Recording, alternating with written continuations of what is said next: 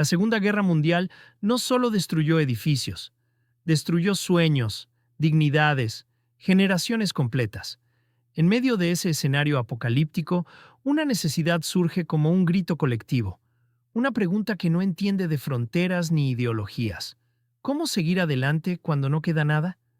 El pueblo no necesita discursos, no necesita promesas, necesita herramientas, necesita algo tan simple y tan fundamental como moverse. Porque sin movimiento no hay trabajo, no hay intercambio, no hay vida.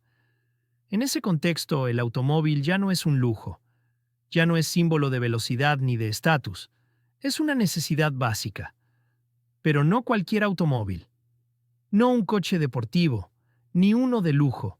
Lo que Europa necesita es algo completamente nuevo, un coche para el pueblo, para el campesino, para la madre soltera, para el obrero, un vehículo capaz de cargar con la miseria y convertirla en esperanza.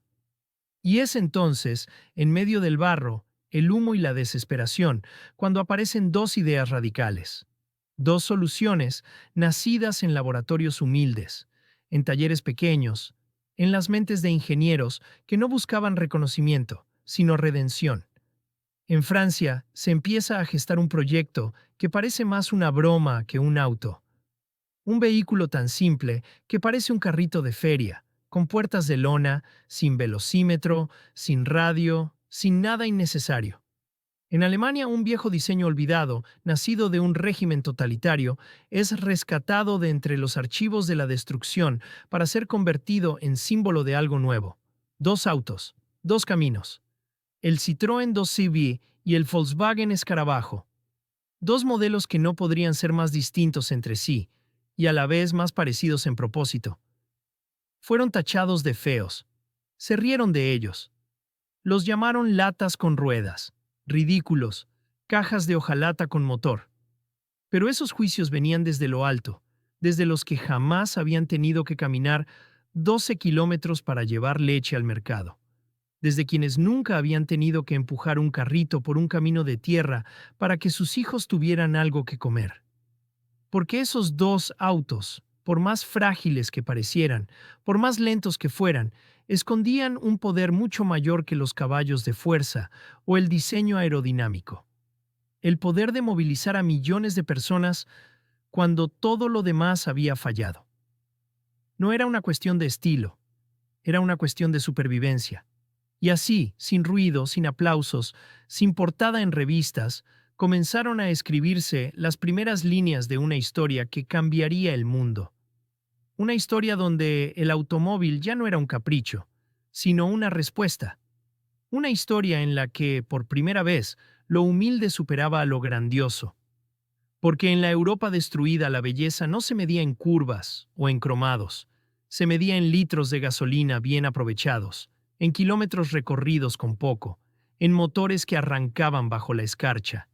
Y bajo esa lógica cruel y hermosa, el auto más feo del mundo estaba a punto de convertirse en su mayor salvación.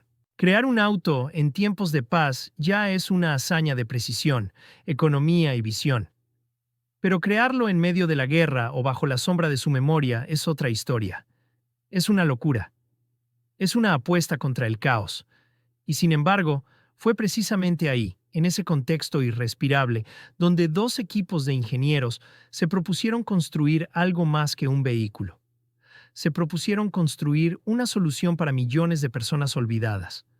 No soñaban con récords de velocidad, ni con carrocerías relucientes.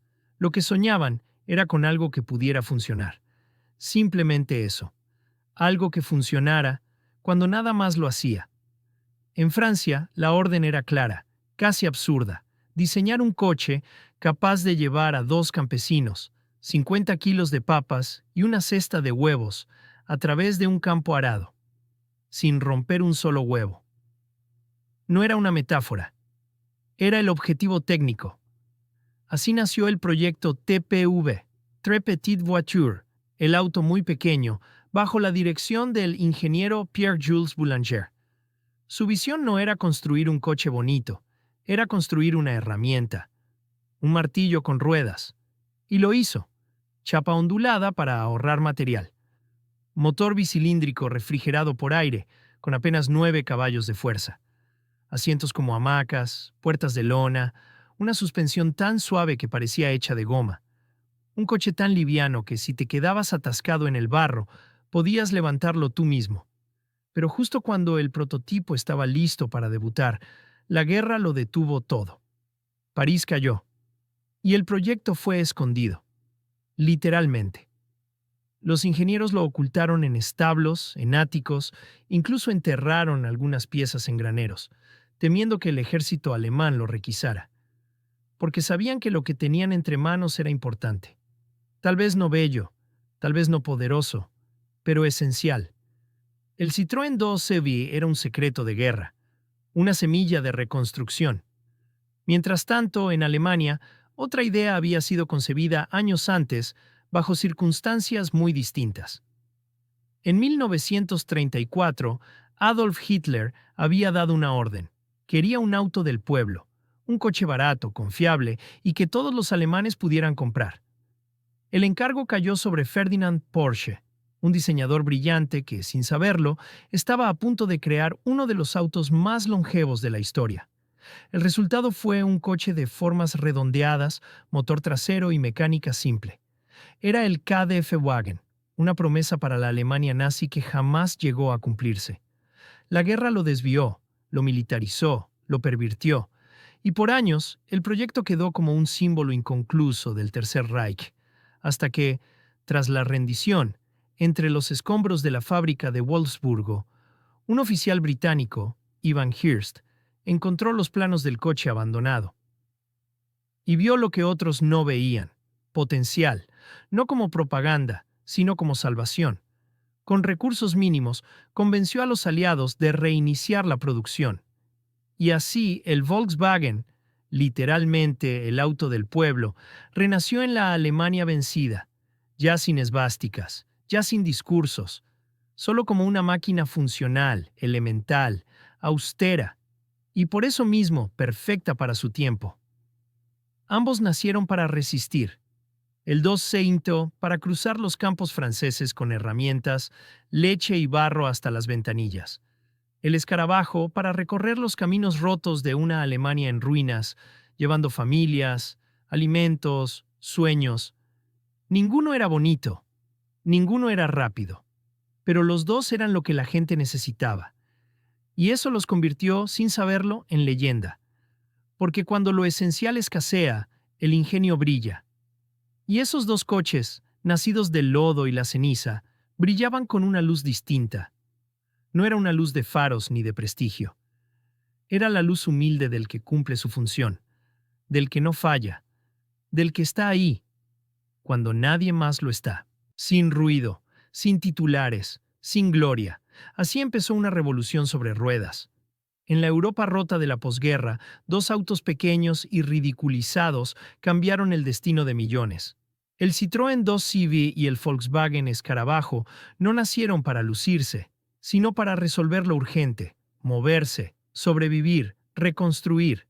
Y eso en aquel momento era heroico. El 2C Quinto fue la herramienta del campesino francés. Podía cruzar campos, arrancar con una cuerda y andar con poco combustible. Era simple, resistente, económico. No era solo un auto, era parte del cuerpo del trabajador rural. Lo acompañaba en todo, sin quejarse, sin fallar. En Alemania, el escarabajo simbolizó estabilidad. Fue el coche del primer empleo, del primer viaje, del primer amor. Su diseño era extraño, pero pronto se volvió entrañable. Era confiable, fácil de mantener y omnipresente. Cada familia soñaba con uno. Cada calle tenía uno. Era un coche que no se lucía, pero que nunca se iba. Y no se quedaron ahí. Cruzaron fronteras, océanos, culturas. El escarabajo llegó a México, Brasil, Sudáfrica. El 2C Quinto a Marruecos, Madagascar, Argentina. Donde otros autos se rendían, ellos seguían. Fueron taxis, ambulancias, casas rodantes. Fueron lo que hiciera falta. Entre los dos, se produjeron más de 26 millones de unidades. Pero más allá de las cifras, su legado está en su longevidad. Años después de que salieran de fábrica, seguían andando. Resistieron el tiempo, las modas, el desprecio estético, porque no fueron hechos para gustar, fueron hechos para servir. Hoy, al ver uno de estos autos, no vemos solo una pieza vieja, vemos un símbolo, una prueba de que lo funcional puede ser más poderoso que lo bello, que lo humilde puede ser más revolucionario que lo lujoso. Y por eso, cuando alguien se burla de su aspecto, solo demuestra que no ha entendido nada. Porque estos coches, aunque feos para muchos, ayudaron a levantar el mundo. Y eso, en un mundo que olvida tan rápido, es una forma de inmortalidad.